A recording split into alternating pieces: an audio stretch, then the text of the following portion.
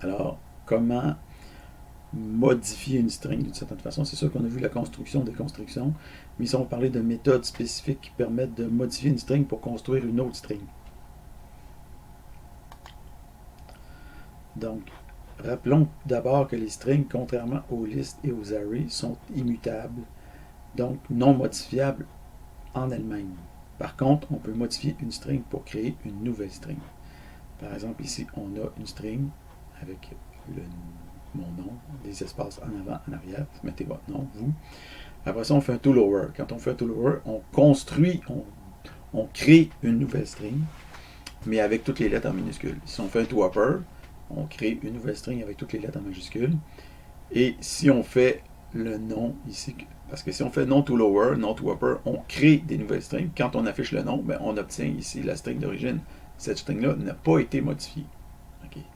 Donc ça, c'est très important ici. Là. Quand vous faites une liste, vous faites list.add, ben vous ajoutez quelque chose dans votre liste. Fait que vous modifiez votre liste. Mais si vous faites non.toLower, vous ne modifiez pas votre nom. Vous créez un nouveau nom, une nouvelle string, puis la string d'origine, qui est stockée dans la variable nom ici, n'a pas été modifiée de quelque manière que ce soit.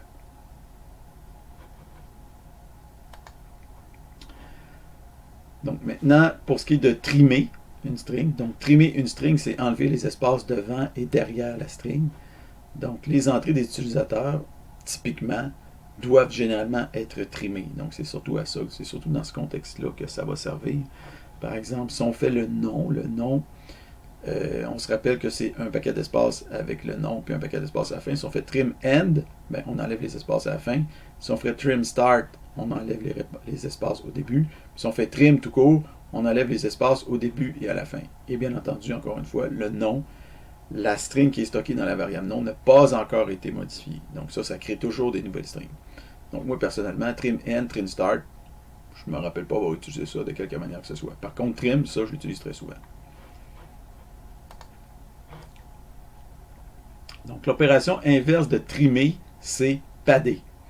Donc, par exemple, ici, on a le nom.trim qu'on stocke dans la variable nom. Fait que là, on prend nom.trim puis on le stocke dans la variable nom. Donc là, on vient de trimer vraiment notre string.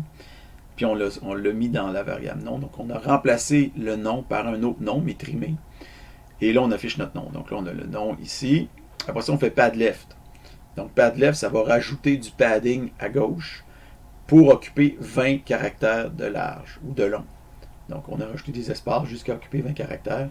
Si on fait pad right, c'est la même chose. On ajoute des espaces, mais à droite jusqu'à occuper 20 caractères. On peut modifier le caractère de padding. Au lieu d'utiliser des espaces, on peut par exemple utiliser des points. Donc là, on a un paquet de points avec Frédéric Guérin pour pad left ou encore un paquet de points avec Frédéric Guérin pour pad right.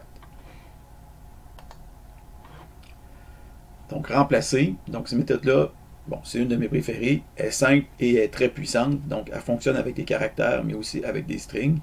Donc, avec des strings, vous pouvez vous en servir, en fait, pour supprimer aussi.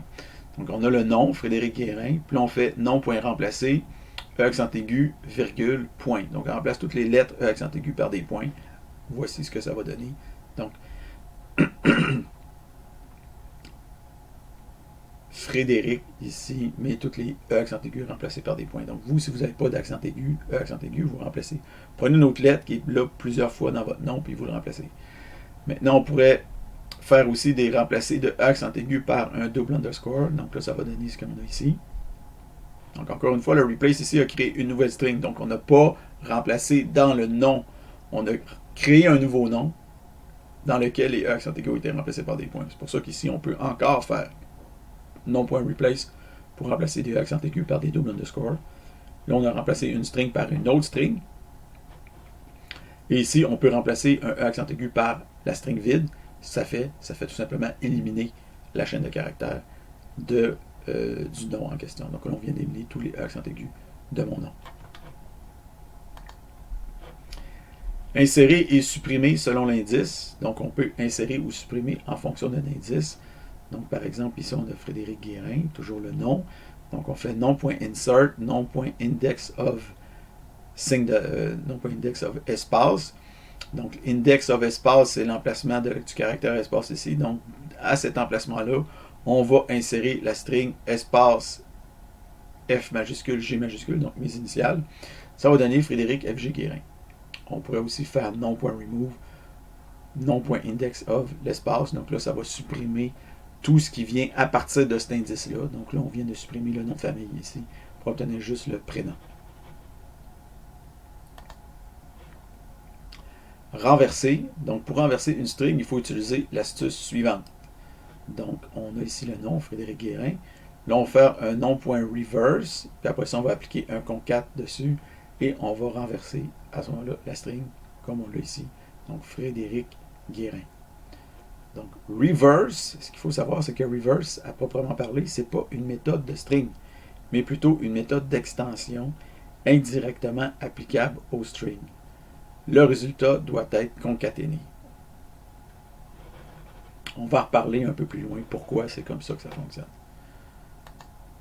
Après ça, enchaînement. Donc, les méthodes transformationnelles qu'on vient de voir dans cette section-là sont applicables aux strings, peuvent en fait être enchaînées. Donc, par exemple, ici, on a le nom. Donc, on fait nom.remove 8. Donc, on supprime à partir du caractère 8. Et après ça, on fait un toUpper. Donc, nom.remove8.toUpper. Là, on voit que ça donne Frédéric comme ça en majuscule. Donc, on a un chaînage de méthodes. Okay? Donc, le concept de chaînage des méthodes ne s'applique pas qu'aux strings et est en fait un idiome fondamental de la programmation orientée-objet. Donc, en programmation orientée-objet, ça va souvent arriver qu'on va pouvoir enchaîner des méthodes. C'est ce qui est très intéressant et très puissant et très compact aussi. C'est concis. Là. Donc, on fait un remove, puis après ça, on fait un toUpper. Donc, on peut enchaîner comme ça des méthodes, ce qui est vraiment, vraiment très intéressant. Donc, vous allez faire ici un petit exercice de chaînage, donc compléter le programme. Donc, on part du nom, de votre nom.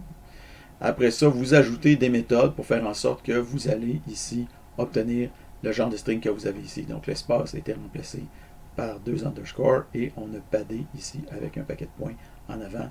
Les lettres ont été mises en majuscule.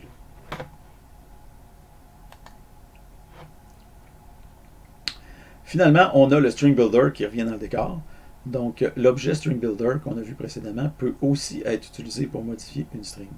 Contrairement aux méthodes précédentes dans cette section, ces modifications se font en place, donc sans générer une nouvelle string en mémoire.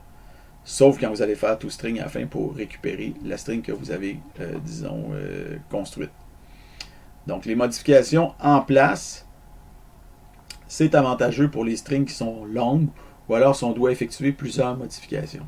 Donc ici, on a un exemple. On va chercher un New String Builder. Dedans, on met la string Frédéric Guérin. Donc, vous mettez votre nom.